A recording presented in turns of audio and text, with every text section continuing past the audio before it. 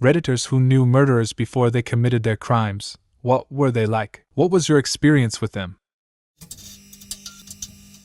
I knew a guy who burnt down a house trying to kill a rival drug dealer. The drug dealer got away, but his entire family, including 3 children, as well as his girlfriend, were killed in the fire. The guy was a real piece of shit. He was dating a friend of mine's younger sister, and I kept trying to tell her he was bad news. After he was arrested, she said, "I know he didn't do it. He's the nicest person in the world." I responded, "He has a fucking swastika tattooed on his chest." Had a good friend that shot his mother 7 times, threw her body on a pile of branches and set it on fire. Then called the police to come pick him up. When I knew him, he could be your best friend, or if he felt slighted by you, your worst enemy. Literally could be the sweetest human, or an absolute tyrant. Our grandparents lived next door, and one day he came around looking for me though I was at work, and he wound up spending 2 hours helping my grandparents move furniture. Another time, hanging out with friends, he showed up covered in blood, crying because he thought he might have killed someone at an earlier party. You just never knew what you'd get with him. Near the end, though, he was slipping further into mental illness from everything I heard from friends. I had joined the army, so I was gone, but my sister still was friends with him. The week before he killed his mother, he went to the police department complaining that he was getting messages from his computer to kill her. He was found not guilty by reason of insanity, and committed suicide while still in a mental institution last year. A kid in elementary school, he had the weirdest, raspiest voice. He was nice, but always talked about how he had staples in his head, and all this stuff a 4th grader should not know about.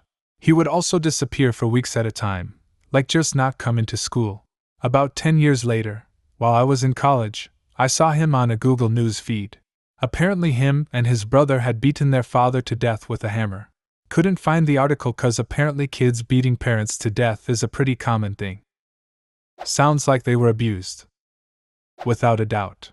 Just not sending your child to school for weeks at a time is neglect, which is why there is truancy. Makes you wonder what was going on behind the scenes. My tiny town has had 3 murders in the past 25 years, and I rode the school bus with our newest murderer, and my grandma lived next door to the murderer before that. The newest murderer was a kinda weird but not creepy kid who didn't really understand boundaries and talked about masturbation pretty often. He got suspended from school when he was 16 for getting caught masturbating at school and then again getting into a fight, and so he moved to the school in the next town over. Time goes by, and when he was like 19, he killed his dad on Thanksgiving Day by shooting him in the back of the head with a shotgun, and then drove around with his dad's body tied to the pickup truck for a while. He eventually went to see his mom and grandma with the body in the back of the pickup truck covered with a tarp. When his dad didn't show up for Thanksgiving lunch or dinner, they called the cops and they found the body, and the son confessed. Knew him in high school. We were never friends, but we hung out in the same crowds and we were friendly with each other. He seemed a little on the dumb side, airhead, pretty laid back and go with the flow. Saw him in the papers like 15 years later for suffocating his newborn. I have known 2. One was my dad's close friend. I always liked him. He was a very kind man, and always the first to help someone in need. He was also always a very strange dude. One day he shot someone to death he didn't like and covered up the crime for years. The second one was my brother's ex-boyfriend. They had an extremely violent and vindictive relationship. After they split, the ex found someone new to abuse and ended up stabbing him. I'm glad that it wasn't your brother who got stabbed.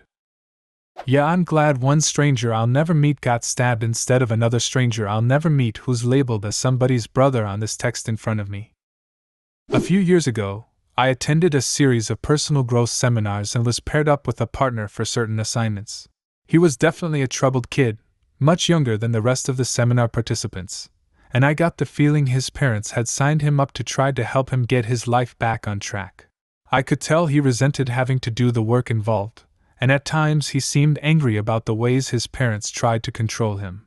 A few months ago, he attacked his parents and brother in a brutally violent way. His mom died. The others survived. I'd like to say it came as a complete surprise, but it really didn't. Guy that used to work with me shot a dude over drugs. He seemed like a nice kid. He was 19-ish, I was 27, who was a little ghetto, but whatever. He was polite to all his coworkers and the customers. He also happened to live a few apartment buildings over from me, so sometimes I'd drive him to and from work.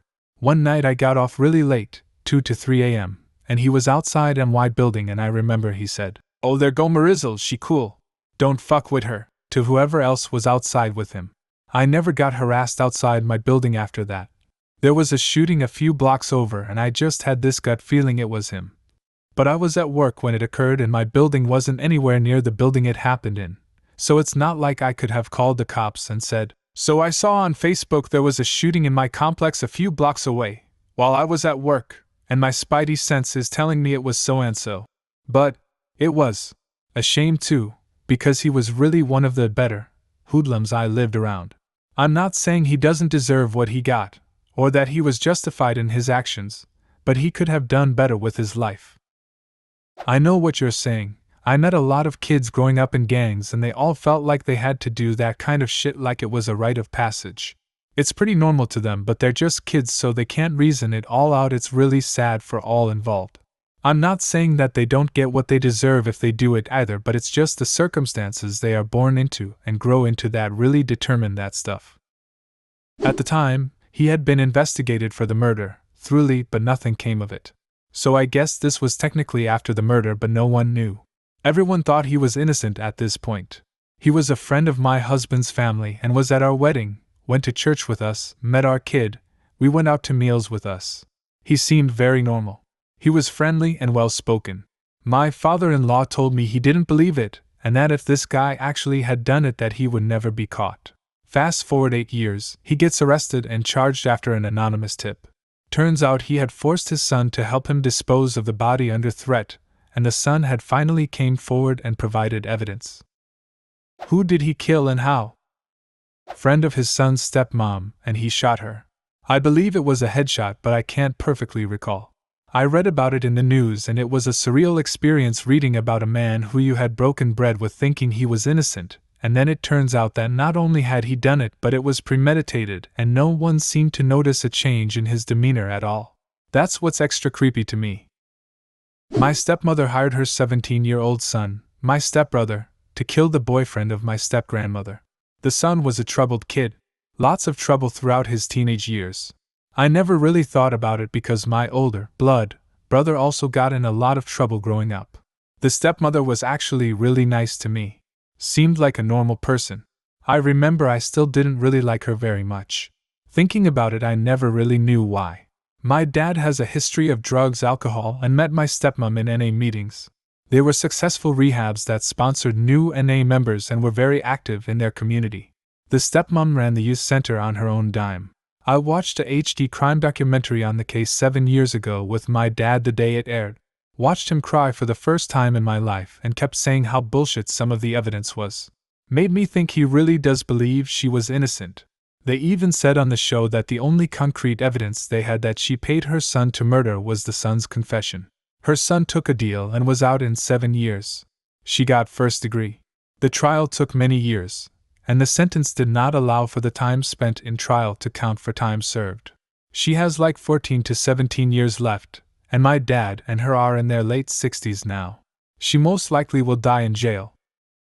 Different from others here, I'm sure, but I'd like to share. My cousin, we were close in age and spent lots of time together growing up. He was fairly quiet, extremely well-mannered, looked out for those around him. He always stuck up for the younger kids if they were being picked on, and never once showed any sort of bullying behavior that most kids show at least a little. He was the kind of kid that a lot of people expected to do good things as an adult. He did not disappoint. He did well in college, had a good career on Wall Street for a few years before he couldn't take the fucked up nature of it, and moved back home with the intention of having a little farm and becoming a teacher. My aunt raised a great kid. I guess it turned out there was a reason he was quiet-natured and always looked out for the kids around him. His sister's husband had sexually molested him for many years growing up, as well as his nephew that he was always super protective of. Hopefully there weren't more. After he moved back home, I guess it started getting to him. He was also afraid his abuser wasn't finished. He suspected the piece of shit would do it again and went to the police. They didn't have enough evidence, and the victim was a fairly well-respected member of the community, so their hands were tied a bit. One night he decided he was going to sneak into his house to copy the hard drive of Kitty Dida's computer, which he had prior knowledge contained a lot of fucked up shit on it. Turns out there was more than he thought, but in the process of trying to collect evidence his abuser came upon him. My cousin, for better or worse, came packing and in the ensuing scuffle did this world a service and blew him away. He's going to sit for probably 10 years. He's helping other inmates further their education and overall I hear is doing as good as one could expect in his situation. He has been well received by both inmates and guards. Write him, often. It's the kindest and greatest gift you can give him. Do you have a similar story? Leave a comment and subscribe to the channel if you want to see more videos like this one.